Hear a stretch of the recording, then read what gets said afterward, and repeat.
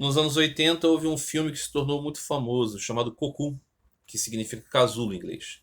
O filme contava a história de um grupo de idosos que, ao entrar em contato com os casulos que continham alienígenas, se tornavam rejuvenescidos ou energizados. No grupo de idosos, um deles, no entanto, se negava a se beneficiar dos efeitos energizantes, pois cria que a natureza das coisas era que, na velhice, as pessoas ficassem sob os efeitos naturais do envelhecimento. Já os outros idosos queriam mesmo aproveitar o máximo daquela dádiva. Pensei na questão das cirurgias plásticas de rejuvenescimento, dos vários procedimentos estéticos que buscam fazer as pessoas não terem os efeitos visíveis da velhice, e também a pílula para o desempenho sexual, como Viagra e outras, que trouxeram novamente atividade sexual para a vida de muitos idosos. Como a visão de Sri Ramakrishna compreende esta busca pela eterna juventude? Seria possível conciliar o entendimento espiritual que Sri Ramakrishna traz com essas ambições humanas? Essas ambições humanas de continuar eternamente jovem. Lembro bastante do filme Cocoon, o filme dos anos 80, realmente muito famoso, do Spielberg, se não me engano, ou do Robert Zemeckis, nunca sei. Que acho que teve até uma continuação, mas acho que não teve tanto sucesso. Que era assim de um elenco de atores idosos, grandes atores, né? Todos eles estrelas que faziam, né, esta atuação. E a história era essa, né? Eu acho que uma nave tinha caído no oceano com alienígenas, e eles estavam nessas cápsulas. E aí alienígenas vieram para cá, se revestiram de corpos humanos e estavam criando um estratagema para guardar essas cápsulas para que uma nave viesse buscá-las, uma coisa assim. E aí guardaram esses casulos, esses cocuns, em uma piscina. E aí veja você que coincidência, a piscina era o lugar onde esses idosos iam praticar, né, hidroginástica, natação, essas atividades assim, né? E, e aí eles, sem saber, começaram a ter contato com esses casulos, e os casulos emanavam uma energia daqueles seres que faziam com que eles ficassem jovens. Eles não ficavam com o corpo rejuvenescido, mas eles corriam, saltavam e, novamente, né, tinham esse ímpeto, nessa volúpia pela questão sexual e tudo mais, né? Enfim. E um dos idosos do grupo não foi até a piscina, não ia até a piscina, e ele não ficou sob os efeitos disso. E ele era um homem que tinha ficado viúvo e encarava a vida assim, né? Estava chegando ao fim da vida mesmo e achava que isso é natural. E quando ele começou a perceber essa manifestação de energia dos amigos, ele de fato achou que aquilo era complicado, aquilo era errado e não queria ter. E aí o dilema era esse: deve-se ter ou não? E aí, claro, essas questões colocadas aqui por essa amiga são bastante associadas mesmo, né? Esse é o tema de fundo, né? Devemos buscar essa eterna juventude, ou isso é uma maneira de não perceber o sentido da vida, que é você refletir sobre a vida através dessa jornada, né? Eu lembro que uma frase do filme, esse idoso que não queria os efeitos, falava assim: estamos indo contra as regras da natureza. E um dos idosos dizia assim: ah, a natureza vem me ferrando há muito tempo. Então agora eu não estou muito, né, interessado em ser assim tão simpático com ela. Não posso desobedecê-la, digamos assim. É uma maneira de ver também que, né, se está acontecendo é porque a própria natureza permite. Então, é claro que o filme é uma fantasia, não é? E que ele traz um elemento que não existe, que é o elemento da possibilidade de você não ter a decrepitude do corpo. A decrepitude do corpo é um fato concreto, né? Nossos corpos orgânicos perecem. É claro que a gente pode melhorar muito a condição da nossa vida orgânica aqui, nossa vida material, que estamos vivendo mais anos, ok? Muitas doenças já são melhor controladas e tudo mais. E ainda que nós também venhamos a piorar a nossa saúde com muitas coisas, mas é fato que a ciência avança de um modo que a gente pode vencer certas barreiras, sim, que anteriormente eram mais limitantes, né? Nós temos isso, né, na história antiga, né? Doenças que hoje são superadas, que eram motivo, né, do sofrimento e do perecimento das pessoas mais cedo, digamos assim, do que poderia ser hoje. Então, essa é uma questão interessante, porque nós podemos pensar, se formos levar isso a ferro e a fogo, a gente não faz nada. Nenhum medicamento, né? A gente simplesmente vai vivendo a vida e quando vier uma doença a gente morre. Só que o desenvolvimento do cérebro humano, da mentalidade humana, do conhecimento humano, também é natural. E por isso as nossas pesquisas, os nossos avanços materiais também dizem respeito à nossa natureza. Então, não existe aqui, né, um problema. O caso aqui com o ensinamento de Sri Ramakrishna a respeito disso é que Sri Ramakrishna está ensinando, como outros grandes mestres, de nós não somos esse corpo e nós não somos essa mente. Esse corpo e essa mente vai acabar.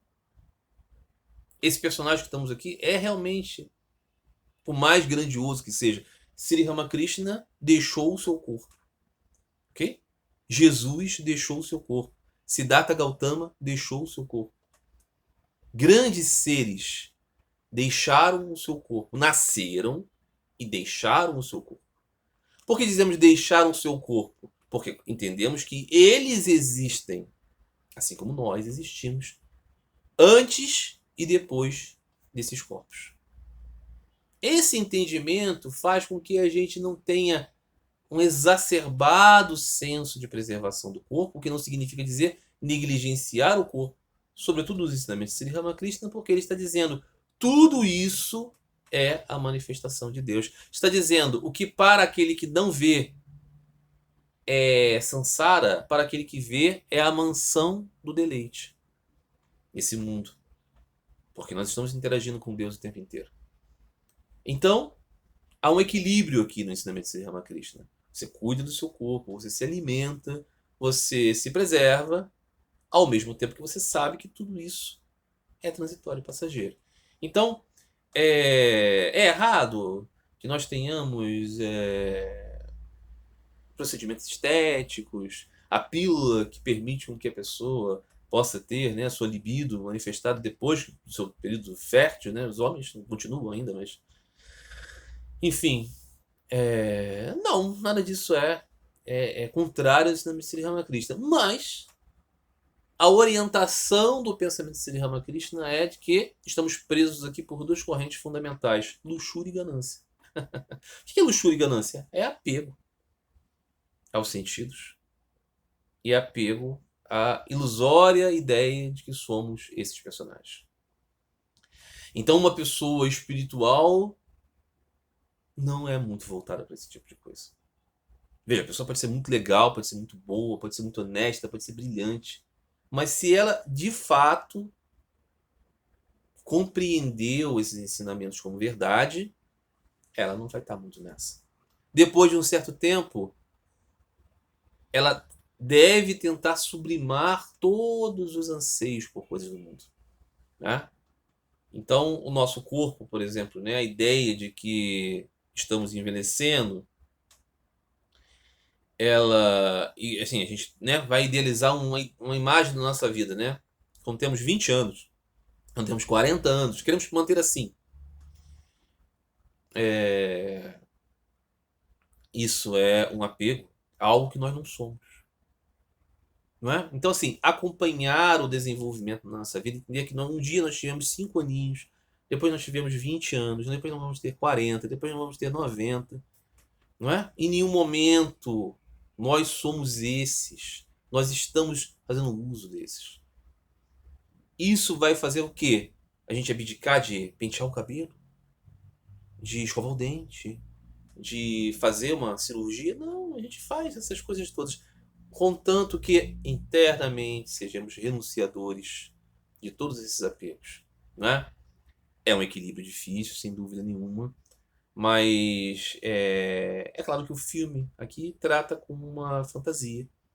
Né? Se tivéssemos essa circunstância, né? É possível viver para sempre? O que isso impactaria nas doutrinas religiosas? Isso é uma questão interessante. Só que isso é uma questão interessante nascida de uma fantasia. Nossos corpos perecem mesmo. Vão se perecer. Né? E assim, misteriosamente, muitas vezes perecem. Né? Às vezes assim diz, né? Falência múltipla dos órgãos. Chegou a hora. Né? O prana vai. E a pessoa morre. Às vezes a pessoa passa por um acidente tenebroso, terrível, circunstâncias dramáticas e está vivo, né? E significa dizer, né, que o mistério, o grande mistério da vida, a vida em si, não pertence a essas gaiolas. Então, é claro que o tema do filme, né, essa ambição humana, né, a ambição humana pela eterna juventude, nos remete a uma lembrança do nosso verdadeiro ser, que realmente nunca envelhece, nunca morre. Então, que diz respeito a Sri Ramakrishna, o que ele vai dizer? Todos os nossos amores nesse mundo, todos os nossos apegos são um apego por Deus coberto por sua energia criativa, pela sua Shakti. Então, nós temos muita atração pelo nosso corpo porque nós estamos lembrando da nossa natureza essencial, não é? Aqueles que alcançam Deus por amor puro, prema, recebem de Deus um corpo de amor, dizia Sri Ramakrishna. Deus dá a nós um corpo de amor para que possamos viver com Deus, o contemplando como grande soberano, o tendo como um amigo, o tendo como filho, o tendo como pai, o tendo como amado. Nós receberemos um corpo de amor para viver essa experiência. Então, a essência, a nossa natureza, nos remete a isso. A que somos eternos, a que somos jovens, a que somos constantemente vivos. E aqui nós temos esses ruídos, né? Conectando essa nossa identidade com esses corpos mortos, feitos de carne, ossos, fluidos, que são feitos para durar pouquinho mesmo, né? Então essa é a questão. O cinema de Sri Ramakrishna está nos fazendo ver que nós não somos esses corpos, nós estamos aqui tendo essa experiência porque estamos muito associados com essas formas, nos apegamos muito a elas, então é necessário desapegar se nós queremos voltar para casa. Mas se nós queremos ficar brincando no pátio do mundo, mais natural mesmo é que nós venhamos nos apegar, e aí tudo isso vale, né? É preciso só entender a brincadeira, né? É isso.